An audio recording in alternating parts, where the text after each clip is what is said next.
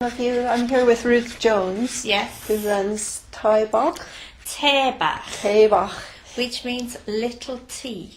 Te Bach is a phrase we used, when we used to come home from school at 4 o'clock, there always used to be a Te Bach on the table. But this word Bach also has two meanings. It's also a term of endearment. Oh, Dear. right. So it means the little tea, which is the tea before the big tea at 7 o'clock or 6 o'clock. Or dear tea, the sweet tea. Oh, beautiful layout of all of the... Well, I'm preparing for St David's, so I have a crowd of ladies from the WI coming to celebrate St David's. They're all coming for afternoon tea. Yeah, you've got to get it right for them.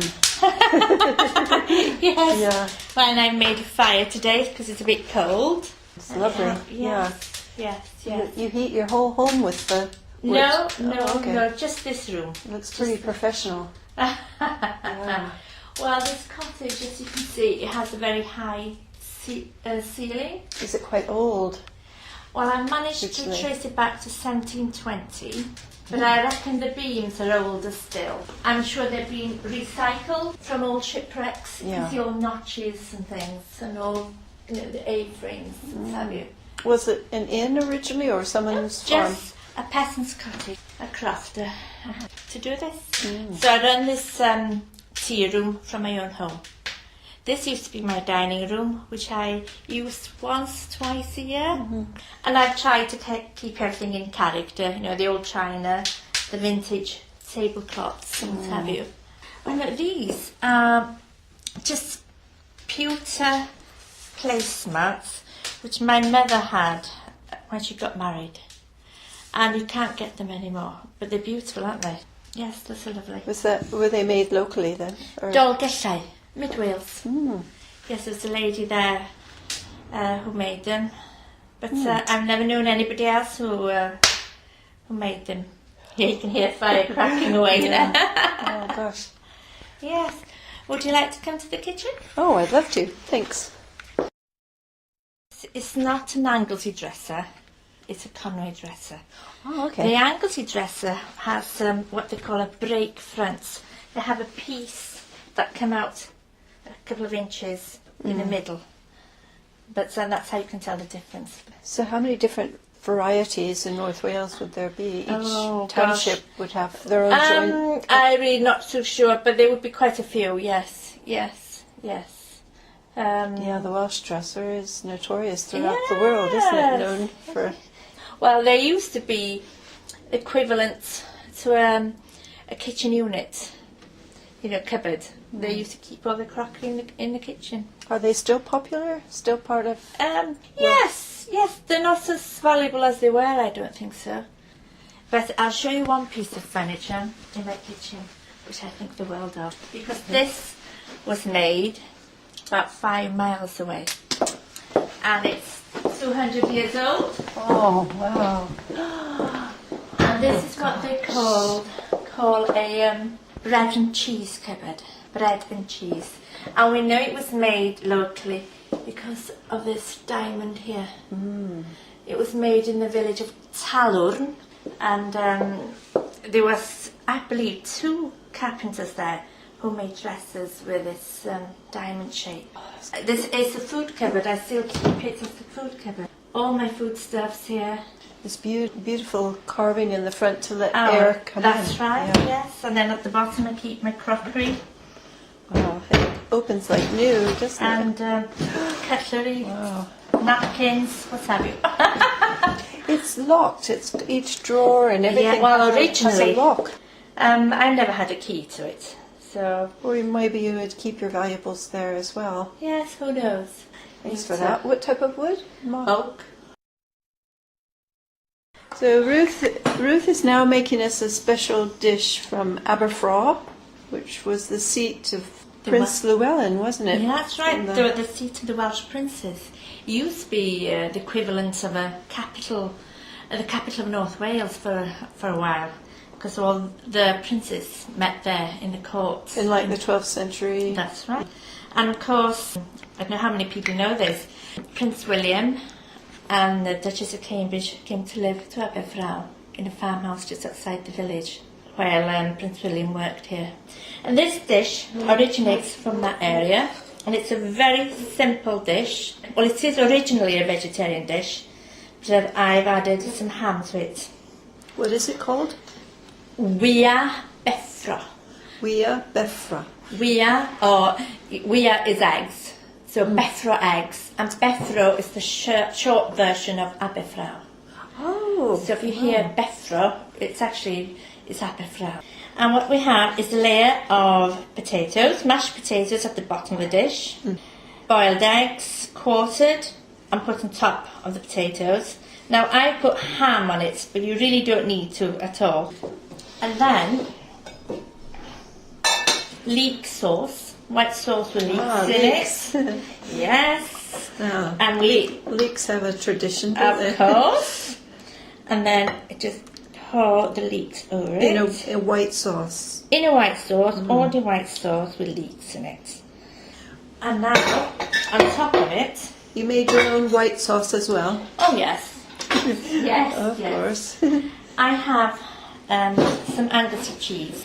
Now, my friend makes this. She lives about 4 miles away at Caws Rhydydelin. Rhydydelin is the name of the farm. They milk their own cows, they pasteurize it, and now she makes cheese with it. And now grates some of this farmhouse cheese. It's beautiful. And then Beautiful cheddar. and then I'll put it on top. And all it needs afterwards is literally 15 minutes. Yeah, very fresh, good ingredients. I love leek, and they're good for you as well. Although I think they tend to overdo it about it being the only Welsh dish. That and cabbage. There we are, it's ready. So cheese has been a staple as well for traditional Welsh cottager would be. Well, yes, every farm used to make their own butter, and quite a few farms made their own cheese. So yes, you know, when you went back to the 19th century, well, before that probably. So and that's now ready for the oven. Just 15 minutes, 20 minutes, and that's it. So it's a layer of potatoes, hard-boiled eggs, ham optional, leek sauce, and cheese. There, you've got it. And you can serve it with crusty bread. So how old do you think that recipe is? Oh, who knows? I don't At know. least a century. 300 years old, possibly. 300? Well, it must be. And very few people actually make it. So that's going to be on my menu for this year. I've been doing it for years because it's so easy. Yeah. But I've never seen anybody putting it on a menu anywhere. Yeah. So that's going to be my signature dish, I think. That sounds good. And I'll show you something else as well. From the same area. You can have a look at these. I made these this morning. Oh, wow. Aberfrau. Yes, these are Beffro biscuits. Beffro. Yes. So we have some Beffro biscuits. Beffro meaning? Aberfrau again. In Welsh we call these Teisenau Beffro. Beffro cakes. But they're not cakes, they're biscuits. Can you tell me what they look like? Seashells. Yeah. So I made them using a scallop shell. Oh, beautiful. That's clever. You take an actual shell and then put it over. Yes, you press the shortbread mix against the shell.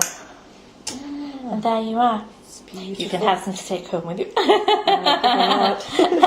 With a dusting of sugar and... That's right. And it's really a shortbread mix. And I put some corn flour in mix as well. How far in the region would these be known and eaten? On Anglesey itself or North Wales? Well, I'm sure North Wales, Yeah. but I'm not sure how much no further than that. But there is some other cake that's known. You've heard of Welsh cakes? Yes. Well, these are known throughout Wales, but they do have different names though. Because the open hearth and cooking on a plate is On a central. griddle, yes. Now these are my Welsh cakes.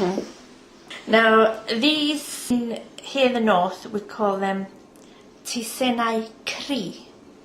In South Wales, they're known as picai ar y maen. It's a completely different name for them. But I've changed the recipe for this. They usually have currants and spices in them, but I put white chocolates and apricots. Oh my goodness. So, and when I usually serve them, I put them back on the griddle, heat them up, and put some Welsh butter on, and I cook everything on the aga. Yeah, that aga is, wow, beautiful. Bright red and a whole row of utensils and pots and pans above it. It works very hard. Now, is this, you use a press for these as well? Because there's little indentations, almost like a waffle. No, just a cookie cutter or a scone cutter, whatever. So it's still very popular? These are very popular, especially because of the white chocolate. You think the grass as well? I mean, the quality of the ground and the lack of pollutants and just the environment is very good for the cattle. Oh gosh, yes. It's very rich, isn't it? Yes. We have excellent beef here. Excellent meat. The Welsh Black. Oh. Well, all meat, all traditional breeds, to be honest with you. Welsh Black, Herefords, they all do very well here and give us lovely beef. There's not a worry of the traditional breeds becoming extinct. They're quite popular. Not at all. Yeah. They are making a huge comeback. My father used to breed Hereford cattle, and they did go through a lull when the continental breeds came in. I think there's more fat in the traditional breed, and it makes the meat tastier, much tastier and succulent. Yeah, I went to the agricultural show in Carnarvon and was surprised at all the different, both cattle and sheep, the different breeds I'd never seen. Yeah. Yes. Let me show you a couple of things that I have in my tea room. Some other things there as well. Another friend of mine, she makes oat cakes. Oh yes, because oat was more prevalent than wheat, wasn't it? Oh, yes, possibly, yes. And she also makes Barabries and makes marvellous treacle toffee, which is to die for. Oh gosh. Yes. I serve this patty. This patty is made 2 miles down the road. Chicken liver pate With cranberries soaked in Welsh aronia berry. That is lovely. Yeah. Yes. She makes all sorts of patty. They're lovely on these oat biscuits. Yeah, it's amazing the amount of small food producers on Anglesey. Oh, yes, on the doorstep. Yeah. I use bread here, which I buy in my local bakery. Marvellous bread. It can't get any better than that. That's absolutely lovely bread. I sell these drinks. They are apple drinks, apple juice. Fresh pressed. Yeah, and apple and blackcurrants. She's also got apple raspberries. Mile down the road we have a gentleman selling crab. He catches his own crab and dresses them. If you go up north, there's a smokery there. Yeah, we smoke salmon, smoked chicken, whatever. That sounds So good. we have quite a lot of things on our I have had the dragon butter. That is really lovely. This is great butter, isn't it? It is very nice. Lasts quite a long time. This butter is not made here in Anglesey. It's made just in Carnarvonshire. But they do use Anglesey cows to make it.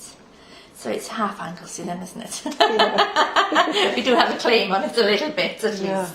Now tell me, what is cowl? That I was reading is supposedly a soup or a well, this again varies. Traditional Yes, this varies between North and South Wales. I make a cowl in my tea room every day, and it's soup. Right. Just basically, it's just a soup. But if you had cowl in South Wales, you would have big chunks of meat in it, almost like a scouse. Yeah, because I had lobscouse in yes. Carnarvon. Yes, it's more of a lobscouse. Which is a full meal. Lancashire hot pot. Stew, yeah. Yes, a runny stew. That's a difference. Well, the cow is just smooth. So, yeah. Very pure ingredients. I try and get, it's not always possible of course, but I try to get as much of my vegetables from the island. We do have some vegetable growers here. Anglesey is quite famous for its potatoes. Oh. So, yeah. Yeah, the potato is what, 18th century, isn't it? Yes. I think. And Anglesey potatoes are used to make these. Oh, yeah. Jones. Jones crisps. Yeah. I have had those. They're excellent. Although they mainly use potatoes from Carnarvonshire as well, but I know they use Anglesey potatoes as well. Yes. Were your recipes passed down from your mother? Was cooking something that most Welsh females, it's a big emphasis? Yes, especially farmers' wives, I think. My mother's brought up on a farm in mid-Wales, and she was sent all the way to Glasgow, of all places, to learn all about domestic science. Wow. She was sent to college there. So she's passed down a lot of family recipes and her favourite recipes, and she's taught me everything I know, to be honest with you. And given me the confidence to, of course, try new recipes, what have you. Because as well, there's quite a few windmills on Anglesey, and I wasn't sure whether any of them were operating still. Well, they used to be, yes. Anglesey has so much wind. In the 19th century, 18th, 19th century, they built a lot of windmills. There is one operating here. In the middle of the island, in a place called Sandy's Sands. They renovated it 20 years ago. It still works as a mill, making its own flour. Oh, okay. There is a brand of eggs now called Happy. Are they called Happy Eggs or something? Well, mine are proper Happy Eggs because they come from happy hens. Yes. My friend has about 20 hens. They've all got names. And they are well and truly free range. So she sells me those eggs in trays. Yeah. So, yes. Your tea rooms, you do full course meals as well? No, light lunches. Right. Okay. I have my I do sandwiches and toasties, soups. I'll be doing this Bethro eggs, and plenty of cake as well. Oh. I make my own jams. That's Ruth. Yes, for the tea room. Yeah. The traditional Welsh tea would always have bara brith in it, and there are many recipes. I suppose every farmer's wife had her own recipe. What is bara brith? Well, I think it's called. What does it mean? If you translate it, it's speckled bread. Speckled bread, okay. The speckled being the currants. And, I make mine by soaking it in tea, the fruit in tea the night before. But some people boil the fruit in water, and others put yeast in it. Oh, so it's more of a loaf. It has such a distinct flavour to it. It's very popular. Yeah, it is especially beautiful. if you serve it with. You can taste the muscovy. Dark brown sugar. Yes, I suppose so, yes. You put tea in it as well, don't you? Yes. But no milk? Just. Oh, no. You soak it overnight. Well. Okay. In tea, hot tea. Oh, I see. Yes, so that all the fruits, they plump up overnight. So a cream tea in Wales is probably very creamy. Lots of scones and cream. The cream, it must be glorious around this area. Well, again, we have cream from the same places. We have our butter, the dragon butter, and I make my scones with buttermilk. Because buttermilk as well features historically in Wales a lot, doesn't it? Yes, it is. That with the oatmeal as well. I put buttermilk in my scones because it makes them nice and light, and they last quite a little bit more as well, to be honest with you. Because buttermilk is made from the whey, is that? Yes, okay. yes. Right, you would like to try my Welsh cakes, wouldn't you? I would. Let me. You make those on your aga? On the aga. Yeah, lift the lid up now. I'll rewarm them for you. Oh, they're beautiful. Let me get some. Yeah, there's Wooten's homegrown as Yes. well. They do a lot of vegetables and Yes, they do. Yes. everything Yes. from meat, Welsh black They meat. do. and- Yes, yes, yes. They have their strawberry fields in the summer, and their raspberries. and Yes. garlic as well. It's amazing, the Menai Bridge area, the town, how many restaurants, Dylan's and Yes, quite a few yes. really amazing restaurants. But you do have others as well. They're not all in Menai Bridge, you know. They have in other places on the islands as well. Yeah, the Yes. lobster pot, Red Wolf Bay here. the ship's in. Oh, okay. And you have the tavern. Now that's very popular. That's taken off big time. And got the old boathouse.